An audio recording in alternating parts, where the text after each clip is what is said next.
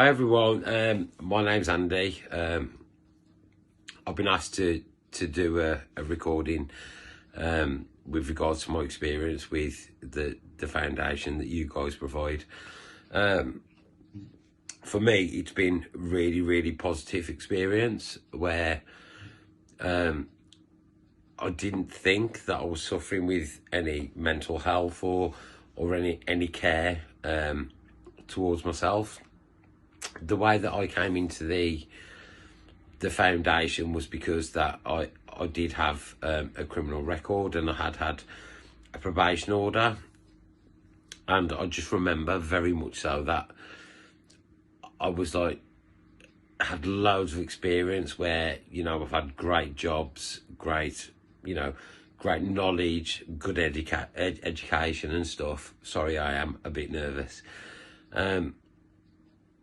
And it got to the stage last year where it was just like, do you know something? No one would employ me.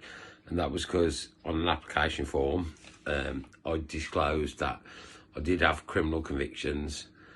And that was a really big barrier for myself. So yeah, I did kind of then, that brought on a lot of stress for myself, and not being like very mentally like thinking I'm not good enough, I'm not gonna get anywhere, I'm not gonna do anything. And there's nothing wrong with working in a supermarket, but for me, coming from a managerial position to applying for, you know, when lockdown started back in March last year, and applying for positions, for example, applying for a checkout job in Sainsbury's, and then being told that there were more people suited to the position, it really did start taking a toll on my mental health. And it got to the stage where, you know, I was having weekly meetings with my probation officer, and literally sitting there and saying, no one will employ me. No one will. It got to the stage when, do you know what? It's making me kind of upset now. No one will touch me. No one will. When I say touch me, no one will even give that guy a chance. And it was really scary for me, because it was just like, I'd gone from having the big successes where I'd had a great career to being where no one wants to even associate themselves or their company with me. I remember saying this to my probation officer, and I'm not ashamed. I'm really like proud that I can sit here and say this. I was able to sit there and say that to her, and she made a referral for me. And I remember sitting in that referral and going through talking exactly how I'm talking now, and saying, I've done this, but why will no one look at me? Why is there the stigma of mental health, or you know, okay, I'm down, but why are people judging me? And I remember breaking down, literally. I remember, actually now, I can tell you what I was wearing. I was wearing like a body warmer, and I remember sobbing my heart out into that body warmer, and like literally thinking, this is never ever gonna get better, ever. No one cares about me. But then I walked away from there, and my key worker changed, and I had a couple. We went into lockdown, and I had a change of key worker.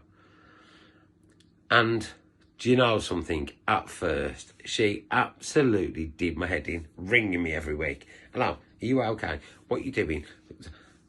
Well, and do you know what? Brought out the best in me.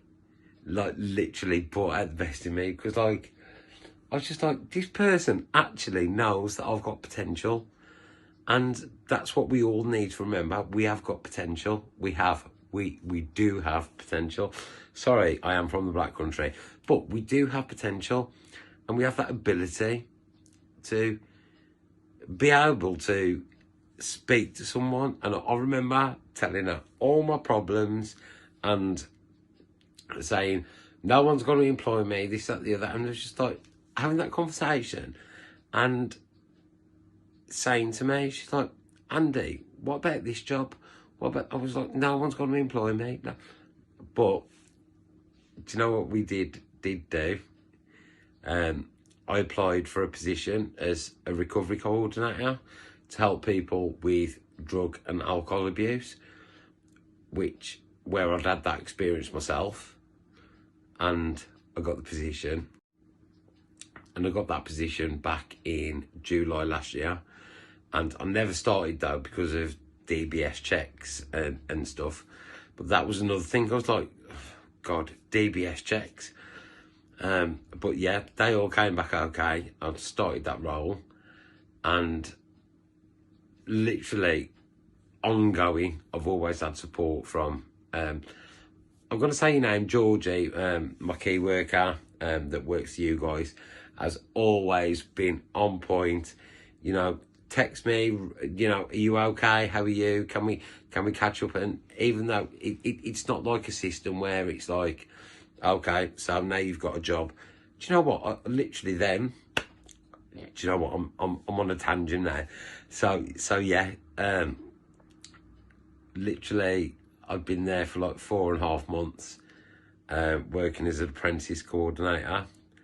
I've now got a full-time position as a permanent position as a recovery coordinator, and I'm really, really proud of how far I've come.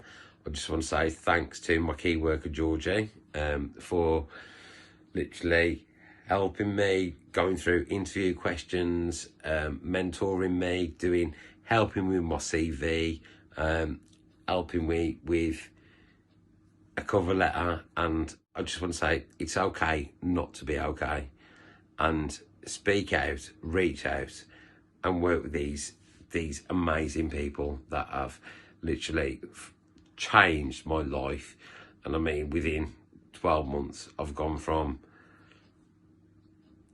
thinking that the world was ending to thinking that I'm just amazing. And do you know what? It's not going to be the same journey for everyone. But do you know something? There's people out there. Please speak, and please always, always believe in yourself. And when you start believing in yourself, things will change. So thank you. If you can take one thing away from this, take away belief. There's light at the end of the tunnel.